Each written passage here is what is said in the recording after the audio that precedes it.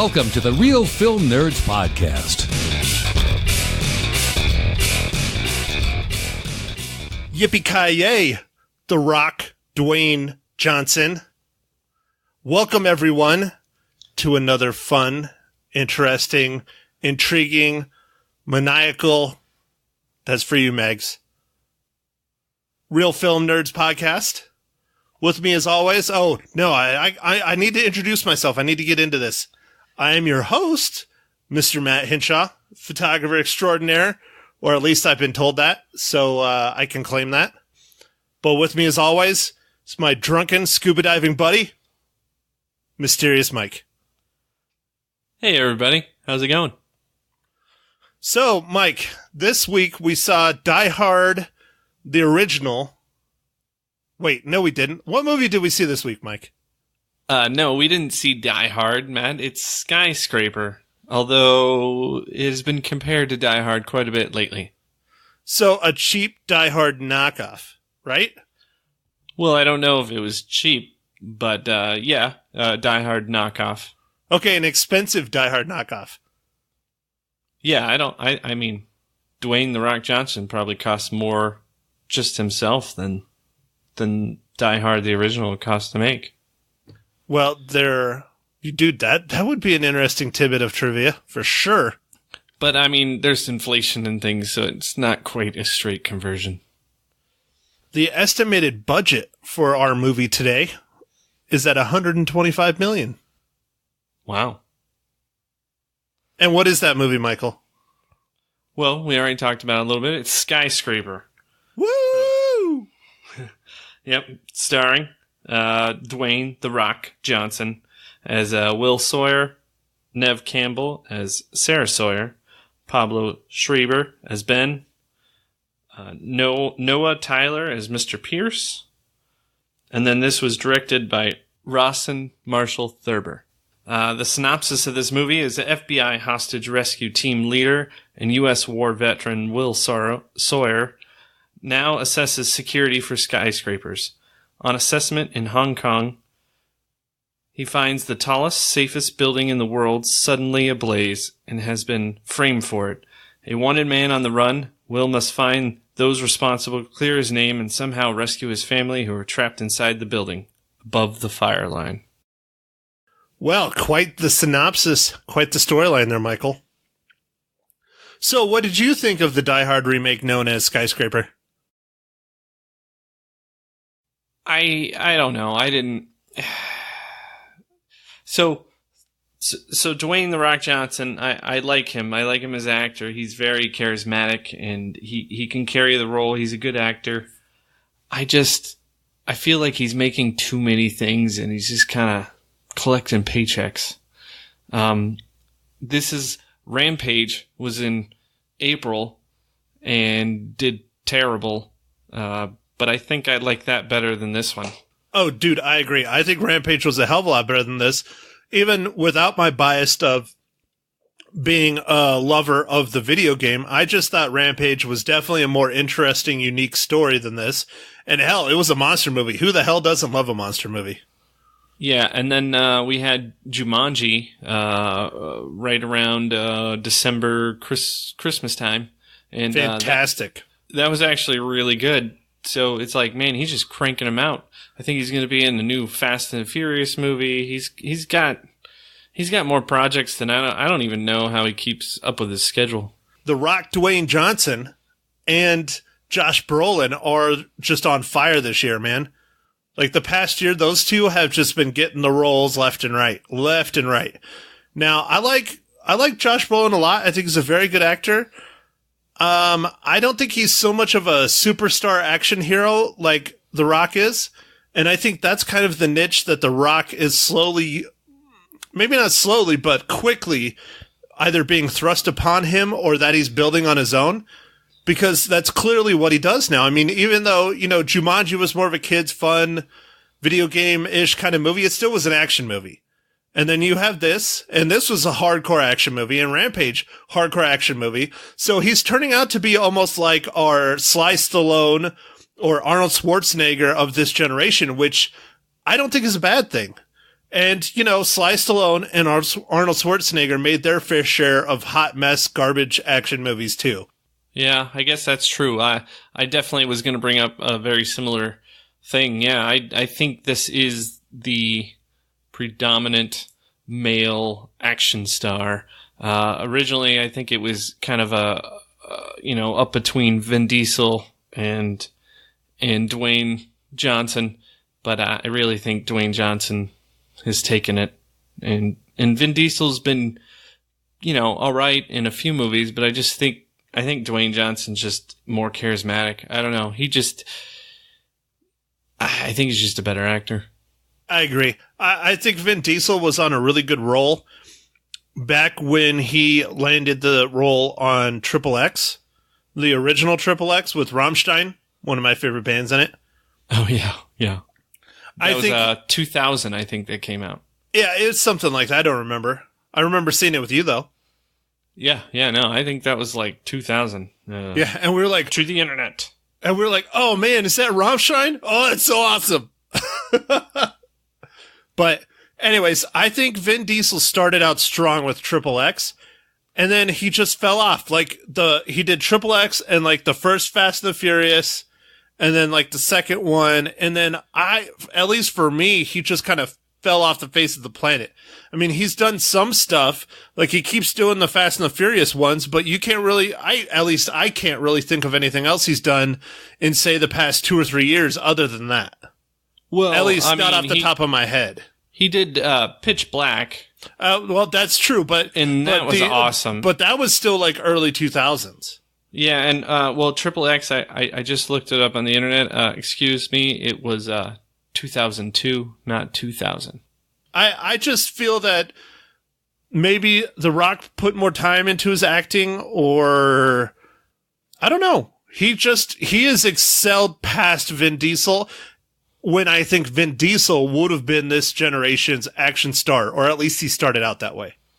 Yeah, I think all the time that Dwayne "The Rock" Johnson, with his "Do you smell what The Rock is cooking" and all the stuff when he did the wrestling, I think that really helped hone his acting abilities and give him facial expressions and all this stuff. And then I believe his father was also a wrestler, so like he's kind of grown up in this family where he was acting and seeing people act all the time. So I think that's really helped him make this career.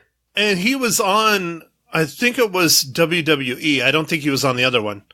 He was on WWE forever. I mean, he was huge. He was one of their biggest freaking wrestlers, and that's what allowed him to break into the full-on movies, as everybody saw his acting chops in the WWE. And so then people were like, well, here's this dude that's just cut, that does not look like a normal person, much like Arnold Schwarzenegger and everyone else. He looks like a super giant, larger-than-life action hero. Let's see if we can make him one. Let's give him a chance. That's what I think happened. Yeah, that's true. I think you're right. Oh, and I almost forgot about Moana. He was in Moana. I mean, he was a voice character, but his character that they drew was very similar to how The Rock actually looks. And voice acting isn't that easy either. And then to spin off a little bit, not too much, but I think they're also doing that kind of with John Cena too. Because John Cena's up and coming in the acting world. I think he's still kind of raw. He needs a little work, but I like how he's going after like comedic roles. I think that's just awesome. Yeah, he's done a couple serious things, but yeah, I think he is trying to break in. I mean, when you see Dwayne Johnson do it, he's like, man, let me add it. Let me see if I can get this going. Well, and is it John Cena doing it, or is it Hollywood going to John Cena? That's the question. Well, I think some of it might even be WWE productions, so it might be part of the wrestling. Yeah. It could be part of like his wrestling contract. Yeah, for sure. I didn't even think of that. Good point, Mike. Yeah, I think some of the movies, I watched one of those movies and it was kind of like I I think his girlfriend got kidnapped or something, and he was like a agent guy, and it was like, there was nothing new about it, but it was entertaining. It was okay. What about Skyscraper? Was it entertaining? I guess. Everything's super predictable. There's really nothing exciting. I actually wonder if this movie was made for China and they just released it here. That's a possibility. I personally didn't find it that entertaining. I found it actually quite boring.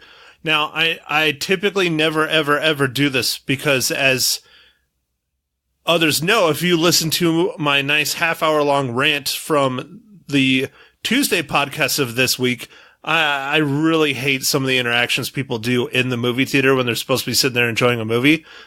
But this one, there was no one around me. There literally was no one in my row. There was only 3 other people in the entire theater, and they literally sat in the front row, and I don't know why, but they chose to sit there. Of course, that gets me off on the peak pricing thing, too. But anyways, I kept checking my phone to see when the hell this movie was going to be over, because I was just bored. Oh, man. I was bored. I kept checking the time. I was like, is this over yet? And I never do that. I hate to do that. I don't want to be that guy. But I was that guy during this movie. I just found it boring. Yeah, when I saw it, it was kind of weird. So I saw it early. I usually tend to go in the morning when there's not very many people there to the theater. And it was packed. I had to sit in the front. And I was like, what? Why is it packed? It was very strange. So I had to sit at the front and kind of squint my eyes, but at least the theater I was attending, which was a Cinemark, has reclining chairs, and that's nice. Was it all Chinese tourists?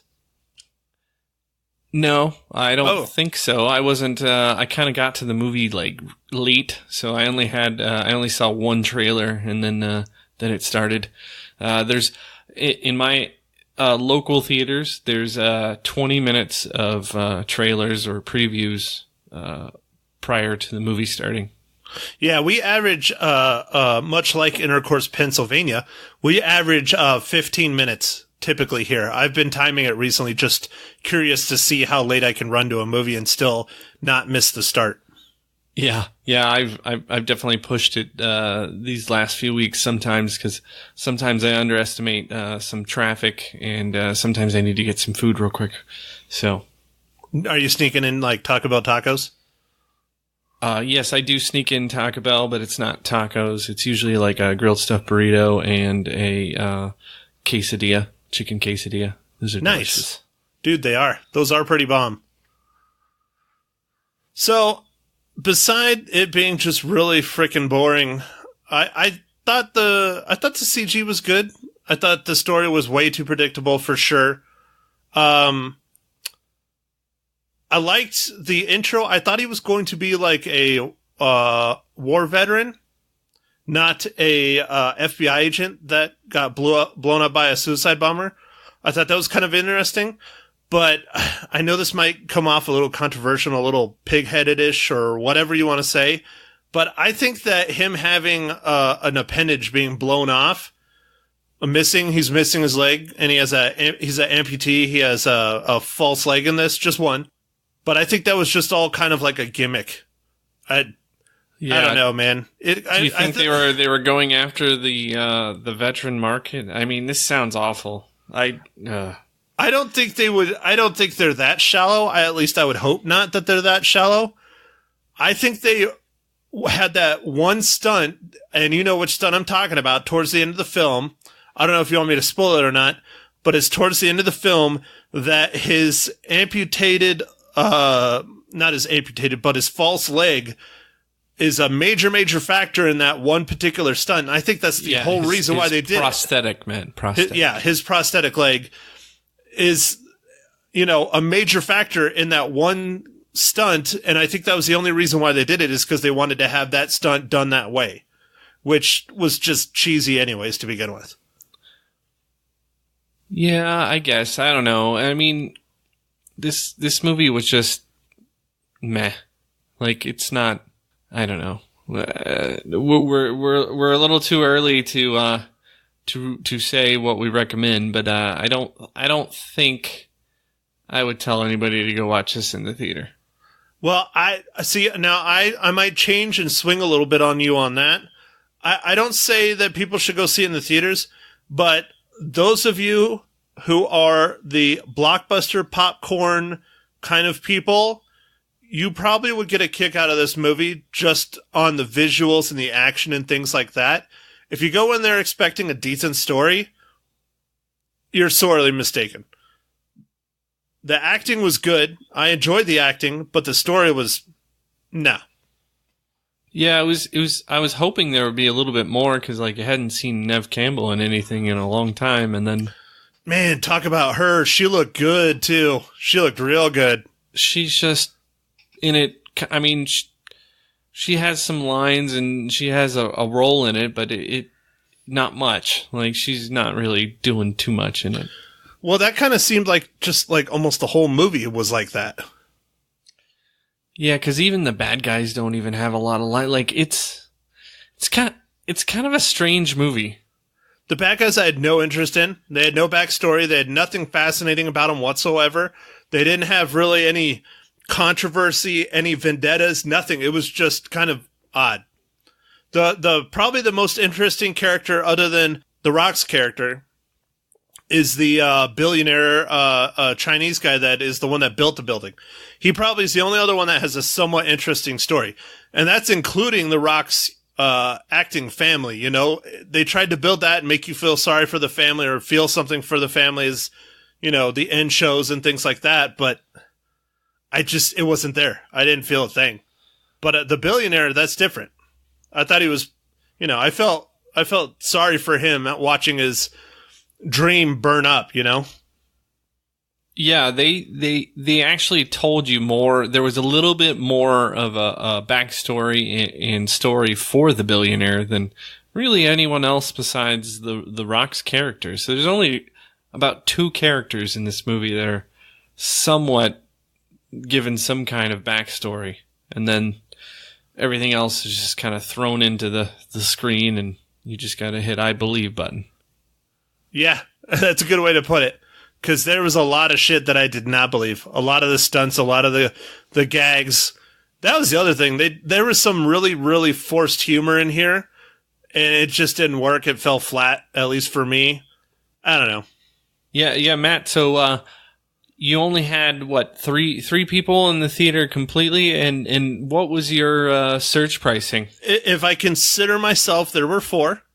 But I went and saw this on Sunday after we recorded our first podcast of the week at the 8:30 p.m. showing. It was monsoons this week in Prescott. It's been vicious monsoons, especially on Sunday. So you'd think people would be at the movie theater. So I was like, oh, it's surge pricing. Thanks, MoviePass. Love you too. Well, Matt, explain monsoons to people that might not understand what they are. So Arizona, for those of you who are not from Arizona has a little thing called the monsoons. I think actually most of the Southwest, but it's mostly known for Arizona. And basically we get our entire year's worth of rain in like a couple weeks. And it just dumped. It was probably one of the craziest storms I've seen since I've moved to Prescott.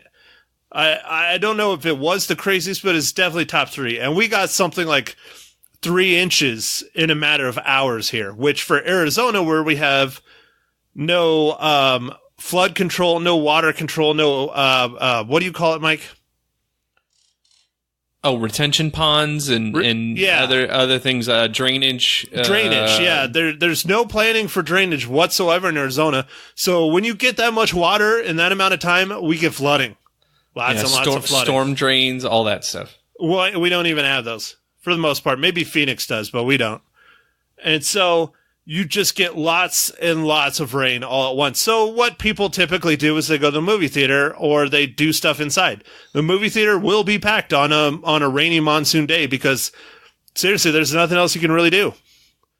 And so I walked in, expecting it to be fairly full, at least half or whatever, because they put on the surge pricing and, to be able to do the podcast, I was like, all right, Mike, I'll pay it. I'll pay my $2.50 to see this movie on top of my monthly MoviePass, pay. And I walk in and there literally is 3 people in the theater and they are sitting on the front row. I made the 4th. I sat in the back row. That was it. So the wonderful peak surge pricing, I'm not sure how they're figuring that out.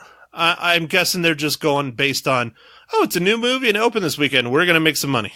So I think they should use some logarithms or how many people checked in or whatever. It bothered me. Yeah, I think they're gonna use the first weekend of every movie is gonna have some kind of price associated with it. Now the price might change depending on how many other people are trying to use it for that, but I think there'll always be a price. Yeah. Well, and it's still cheaper than buying a whole movie ticket outright, I guess. And I mean, you would know, Mike, you are the MoviePass expert here. Yes, I did have MoviePass for about 3 years prior to it being $9 or $9.99, right? It's like $10 a month, something. Yeah, I had it when it was $20 when I first got it, and then it went up to $25. And I was like, well, as long as I still go watch a movie, every weekend. And then they started to do all these things that you're starting to see, but they did it like a lot slower for me.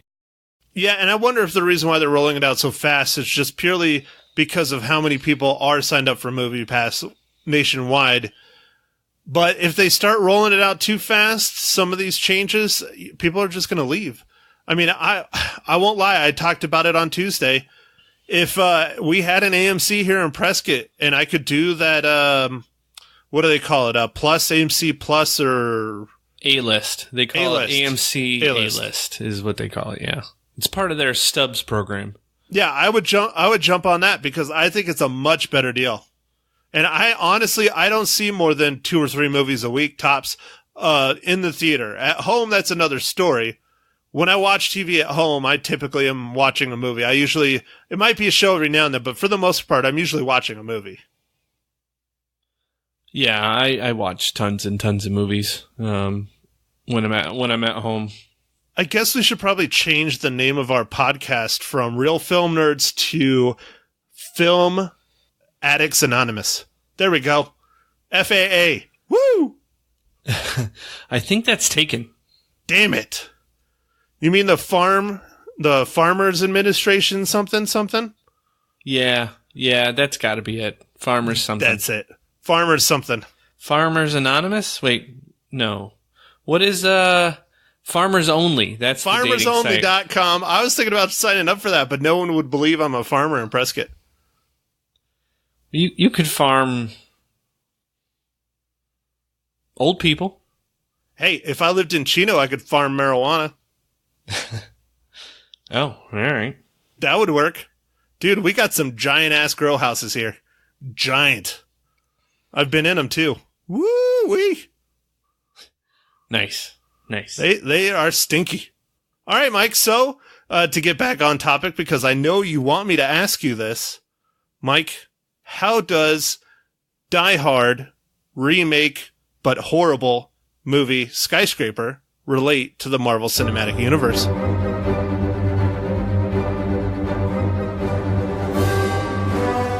Well, Matt, I'm glad you asked. I love that.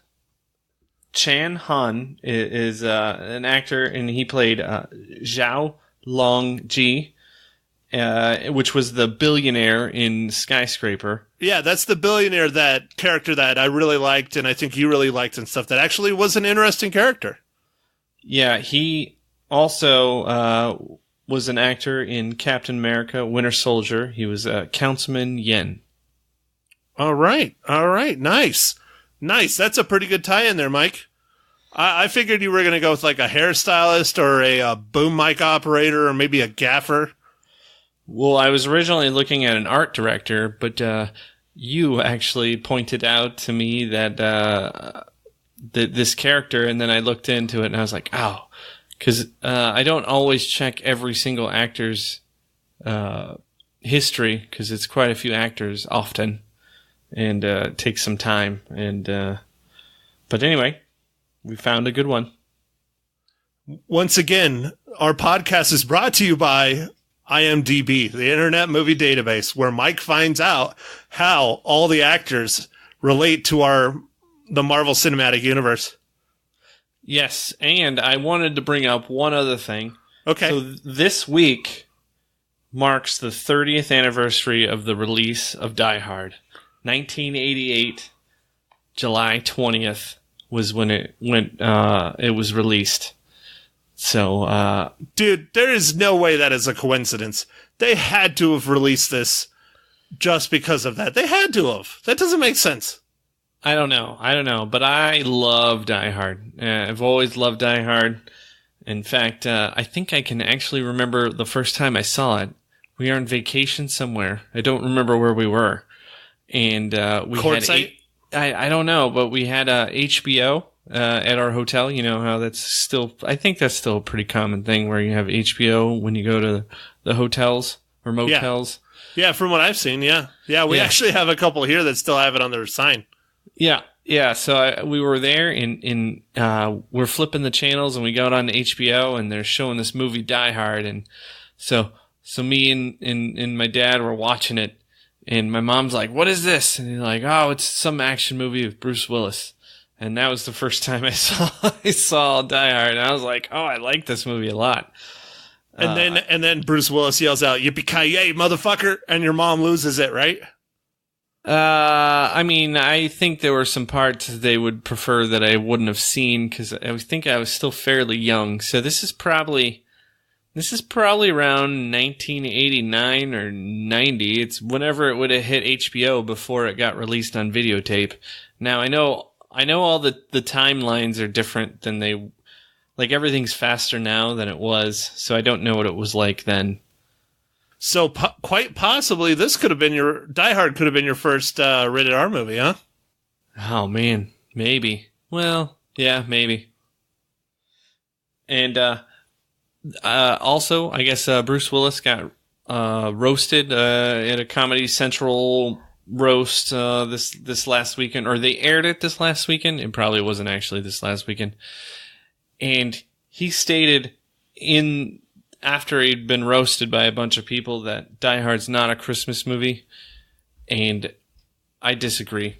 Yeah, that's bullshit. Die Hard is a Christmas movie. For those of us that love action movies, it is the closest thing we get to a Christmas movie.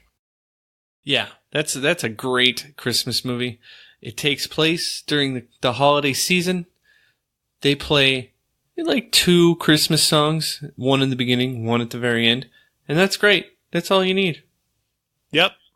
Dude, well, and, all the different things that happen, that says it's a Christmas movie. Yep, it is rated R. I just looked it up. Ha!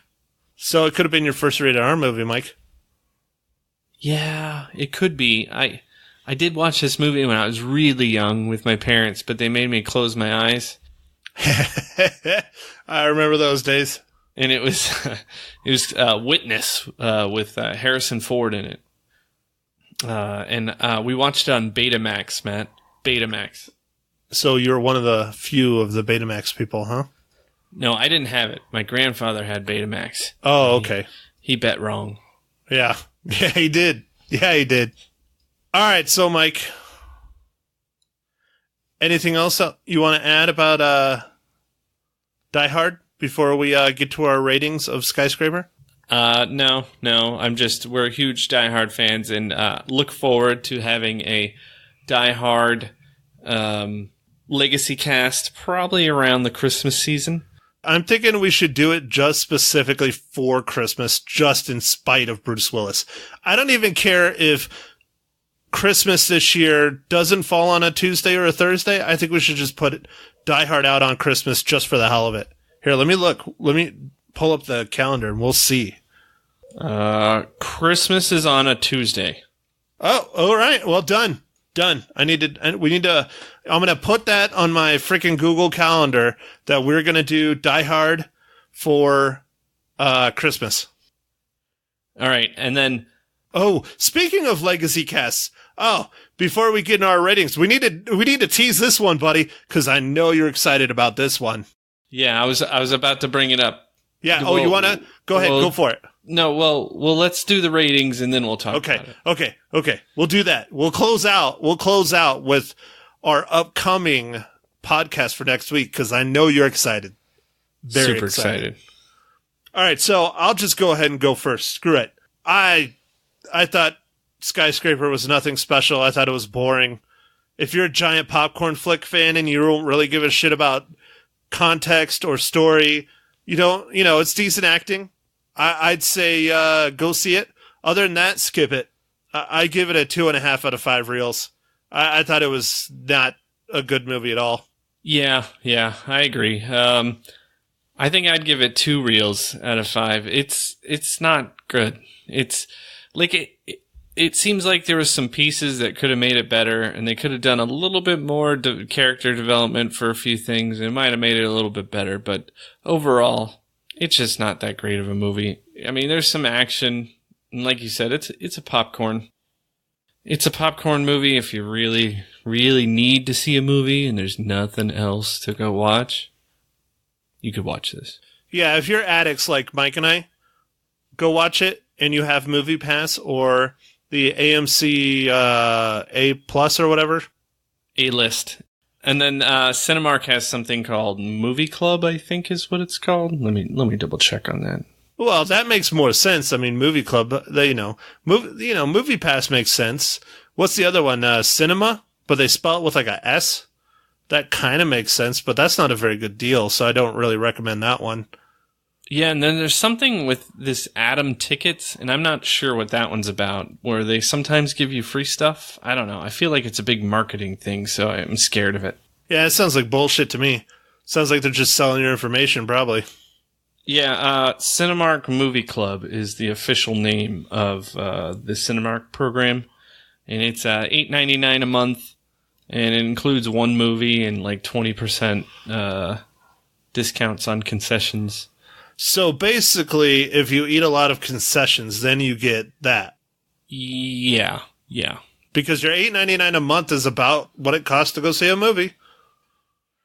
And they only give you one, so... Yeah, they only give you one, and it's not premium format. The AMC A-List, at least right now, it's not restricted. You can see 3 movies a week, and they can be IMAX, they can be Dolby, whatever kinds of theaters that AMC has. So sometimes they have IMAXs. I know the one in my area has some kind of new Dolby thing. I don't even know what it's called. Dolby something. Dolby costs a lot. That's what it's called. Dolby, this costs a lot ticket. Dolby, we want your money ticket. Yeah, like you thought IMAX was expensive. This is Dolby expensive. Wow. So I think it's like $18 a show at night. I still think the AMC is probably your best bet. The A-List. I think that's your best bet if you want to get in on this unlimited kind of movie watching. Right now, as it stands, I wouldn't recommend MoviePass at all. I just wouldn't. Because every other week they're doing something. They're just fucking with us. Yeah, well, I think the AMC one is just going to be this generous thing until MoviePass goes away. And then they're going to jack it. That's a possibility, too. Because, I mean, they like money. That's why they created AMC. Yep, they definitely like money. But before I forget, we need to tease this upcoming legacy cast, Matt. Well, yeah, I was just going to lead into that. I mean, you were the one that got off on the tangent of talking about the unlimited movie stuff, which is fine because I know you don't participate anymore, but I do. So, and I'm sure some of our listeners might participate or are intrigued and would like to know. And so we'll just consider that part of our news segment on this one. So, right. Mike, since we're wrapping up here, let's go ahead and start teasing our upcoming podcast for next week. Right now, I'm thinking we're probably going to go see The Equalizer, or I mean, Equalizer 2, or I still am toying with that, Ethan Hawke film. I'm forgetting the name of it. It's supposed to be really, really good. Remember the one about the priest? Oh, yeah. I'm spacing on the name now. What is the name? If I touch my keyboard, everybody's going to hear it, so. All right, stand by. You do it. You got a quiet keyboard. It is called... I think it's like something First with an Reformed. R. Yeah, there you go. First Reformed. It's it's pretty limited release. Like a theater there has it, but I don't have it at all in my area. Yeah, our Harkins 14 in Prescott Valley has it, so I kind of want to go see it before it goes away, because I'm sure it probably will. Now, if you get it, like, you know, what were they saying? The wider release is going to be Tuesday? Yeah, they were saying the wider release is coming soon to my area. Yeah, and see, so that could be a good solution, because to go see that movie, I'm going to have to go pay at Harkins anyways, and then we could do the Equalizer 2, because then I'm sure it won't have peak pricing. Oh, yeah. See? Yeah. I'm just trying to be as cheap as I can. I'm a cheap bastard. Yeah, we got to game the system, so... All right, so that Thursday, Mike, I know you're excited to talk about this. What are we going to do for our Legacy cast a week from today? It's not quite my favorite movie, but one of my favorite movies. We are going to be talking about the original summer blockbuster, Jaws. Now, why are we talking about Jaws today, or a week from today, Michael? Well, Shark Week is starting up on this coming Sunday. What day is that? The 22nd. 22nd. And in honor of its 30 years for Shark Week this year. Whoa. We're going to be talking about Jaws. The movie that I love. The only thing I don't love about Jaws was how it made everybody scared about sharks. And going in the water. I still think that people are extremely scared from this movie, and it's that's depressing. But other than that, I love the movie. It's so well done, and Steven Spielberg was a genius for doing this, and he was so young when he did this movie. This was like his big chance, and he just nailed it. I think this is the first movie. Yeah, I think this is the first movie he worked with John Williams, and well, we know how all that's gone. Oh yeah, incredible. John Williams is the man. God, this is going to be a fun one. Yep. And you know what? How this started is I brought this up to Mike because there's a huge physically and metaphorically shark movie coming out this summer called The Meg, and I know Mike is for sure going to want to see it. And Mike and I were talking about it. I was like, well, why don't we just do a legacy cast of Jaws right before The Meg comes? And he's like, nah, Shark Week's next week. Let's do it for Shark Week. And I think that's a great idea, sir. Wonderful idea. Yeah. I mean, we'll definitely talk about The Meg. It kind of reminds me of Deep Blue Sea. It might be terrible, but it might be something that is fun, terrible, like Deep Blue Sea. Dude, if you haven't seen Deep Blue Sea, that's a great, awful movie. Yeah. If that makes sense. Samuel Jackson's the man in that movie. Yes. Gotta love good old Sammy. All right, Mike. So, you got anything else you want to add this week? No. I think we covered everything. Thanks everybody for listening. Thank you for listening to The Real Film Nerds. Now don't forget to follow us on Facebook, Twitter, and Instagram at Real Film Nerds. Now go out and catch a movie.